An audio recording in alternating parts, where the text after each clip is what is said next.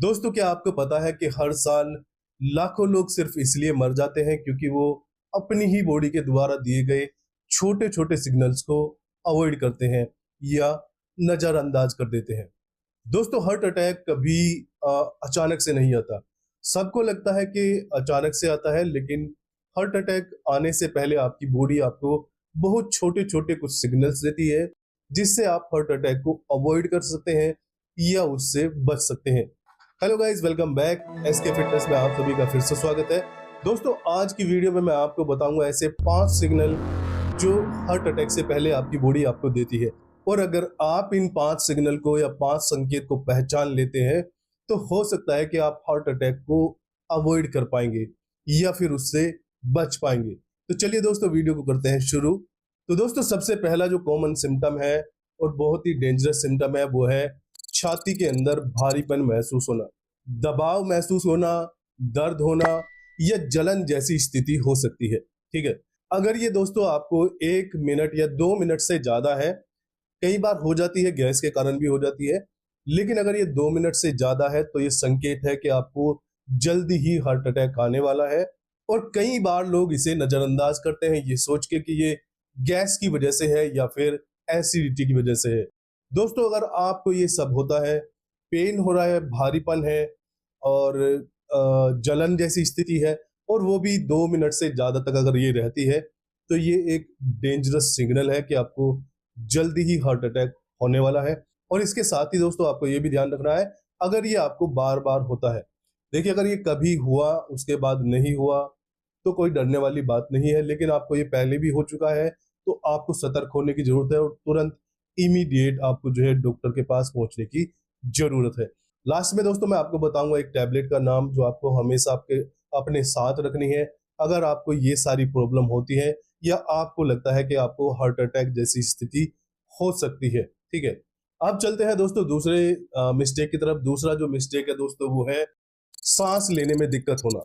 सांस अगर खिंच के आ रहा है, आपने कोई एक्सरसाइज नहीं करी, कोई काम नहीं करा, बिना बात और बिना वजह ही आपको एकदम से सांस खिंच के आने लगे। ठीक है, सांस अगर खिंच के आ रहा है, ये स्पेशली होता है महिलाओं में या फिर जो डायबिटीज पेशेंट है, डायबिटीज के पेशेंट है, उनको ये अक्सर होता है। अगर आपको सांस लेने में दिक्कत हो रही है तो दोस्तों ये एक संकेत हो सकता है कि आपको हार्ट अटैक होने वाला है। ठीक है, तो इसको भी इग्नोर नहीं करना है। और अगर ये स्थिति आपको बार बार हो रही है तो इसको बिल्कुल भी इग्नोर नहीं करना है। देखिए दोस्तों, सांस फूलना, सांस चढ़ना एक कॉमन चीज है। जब हम कोई काम करते हैं तो हमारी बॉडी हमें सांस चढ़ने लगता है, तो ये एक कॉमन चीज है। लेकिन सांस खींच के आना ये एक डिफरेंट चीज है। और सांस खींच के आना वो भी तब जब आपने कोई भी फिजिकल एक्टिविटी नहीं करी है, और फिजिकल एक्टिविटी भी अगर थोड़ी बहुत आपने करी है उसके बाद भी आपको सांस लेने में दिक्कत हो रही है तो आपको इमीडिएट डॉक्टर के पास जाना चाहिए। ये सेकंड मिस्टेक है, आप इसको कभी भी अवॉइड ना करें क्योंकि ये हो सकता है आपको हार्ट अटैक हो जाए। ठीक है, अब चलते हैं दोस्तों तीसरे मिस्टेक की तरफ। अब जो तीसरे नंबर की दोस्तों मिस्टेक है वो है कोल्ड स्वेटिंग। यानी कि आपको एकदम से पसीना आने लगे, और वो भी ठंडा पसीना। आपको एकदम पसीना लगे कि ठंडा हो रहा है चेहरा और ठंडा ठंडा पसीना आ रहा है, तो ये अचानक से ब्लड सप्लाई रुक जाने की वजह से होता है। ये एक बहुत ही भयंकर, या मतलब मैं कहूँ कि बहुत अच्छा सिग्नल है आपकी बॉडी जब आपको देती है। इसका मतलब है कि आपकी जो सप्लाई है, ब्लड सप्लाई, वो रुक रही है या फिर आपकी बॉडी में कहीं ब्लॉकेज है जिसकी वजह से आपकी ब्लड सप्लाई जो है वो सही से नहीं चल पा रही है।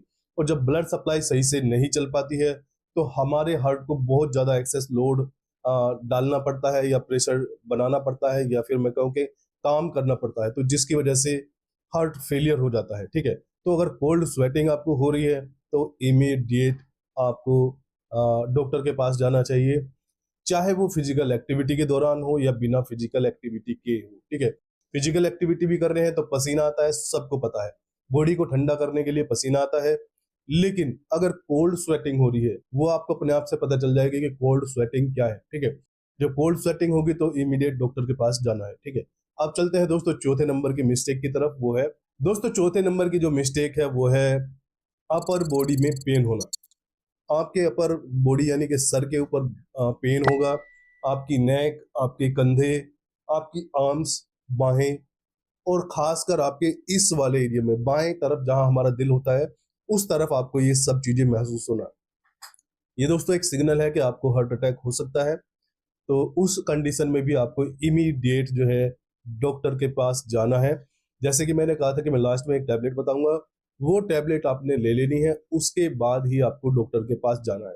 इमरजेंसी में वो आपको डॉक्टर तक पहुंचने में बिल्कुल हेल्प कर देगी, और हो सकता है कि आप हार्ट अटैक को अवॉइड कर पाए।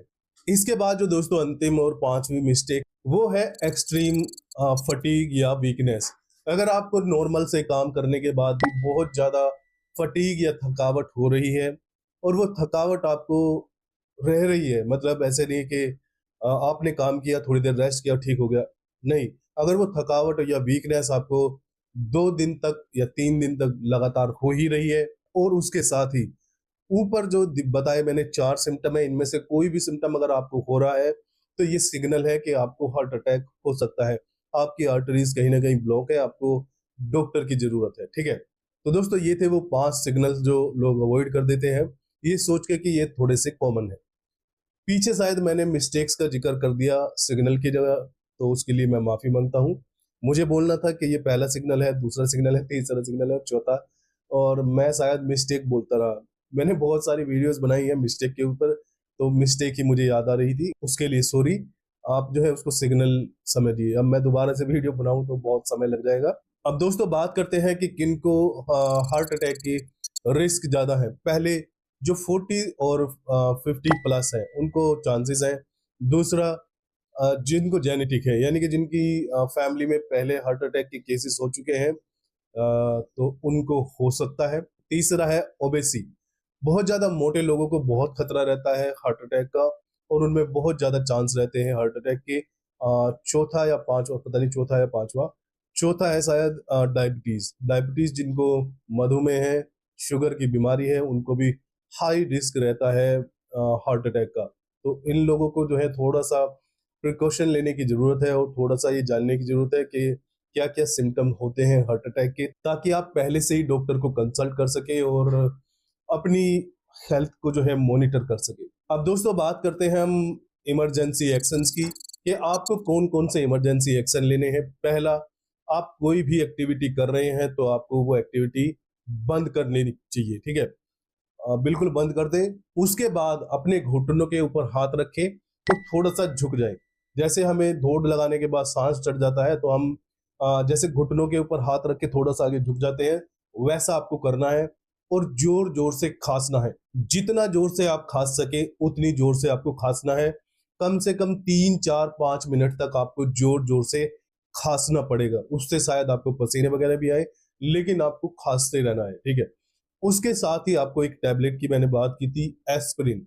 एस्पिरिन एक टैबलेट आती है जिसका काम होता है ब्लड को पतला करना, ब्लड थिनिंग टैबलेट है। तो अगर कहीं क्लोट है तो थोड़े समय के लिए ये आपकी क्लोट को घोल देगा या ब्लड को पतला कर देगा, ठीक है, जिससे हार्ट अटैक को अवॉइड किया जा सकता है, और आप जो है सीधे हॉस्पिटल तक पहुंच जाएंगे। तो एस्पिरिन की टैबलेट जो है बहुत सस्ती है, शायद 1 रुपए की एक टैबलेट होगी। हो सकता है कि आज के आपके आसपास जो है नजदीकी किसी दुकान के ऊपर जो है डिस्प्रिन की टैबलेट मिल जाए। गांव देहात में क्या होता है कि एस्पिरिन की टैबलेट नहीं रखते हैं, जो परचून की दुकान होती है वो भी 2 4 दवाइयां रखते हैं, ये सबको पता है। तो उनके पास एक डिस्प्रिन की मिल जाएगी। तो डिस्प्रिन हो या एस्पिरिन हो, बात एक ही है, आपको वो पानी के साथ नहीं लेनी है, उसको आपको जो है चबाना है, ठीक है। देखिए अगर हम उसको निगलते हैं तो क्या होगा कि वो हमारे पेट के अंदर जाएगी, घुलेगी, उसके बाद लीवर उसको प्रोसेस करेगा, तो बहुत टाइम लगेगा कि वो आपके ब्लड तक पहुंच जाए।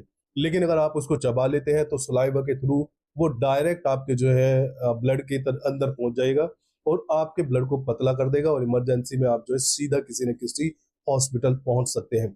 चौथा जो एक्शन है वो है कि आपको इमरजेंसी में तुरंत जो है तुरंत किसी डॉक्टर या किसी हॉस्पिटल के पास जाना ही चाहिए। ज्यादा सीरियस हालत में आप जो है नजदीकी डॉक्टर के पास जा सकते हैं, चाहे वो लोकल डॉक्टर हो। वो आपको कोई ना कोई इंजेक्शन ऐसा दे देगा जिससे आपका ब्लड बहुत पतला हो जाएगा, और आप जो है हॉस्पिटल तक पहुंच जाए। इसके साथ ही दोस्तों आपको एक चीज का ध्यान रखना है, टैबलेट का नाम मैंने बता दिया है, आप भी थोड़ी सी सर्च कर लेना।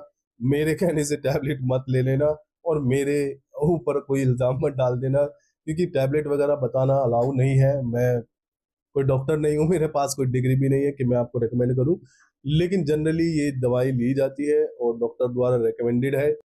लेकिन उन लोगों के लिए है, वो ध्यान रखें आप कि जिन लोगों को एलर्जी एलर्जी की प्रॉब्लम है, उन लोगों को ये नहीं लेनी है। जिन लोगों को एलर्जी की प्रॉब्लम नहीं है वो आराम से ले सकते हैं, ठीक है। तो ये थोड़ा सा ध्यान रखना है। उसके बाद है कि आप तुरंत डॉक्टर के पास पहुंच जाइए।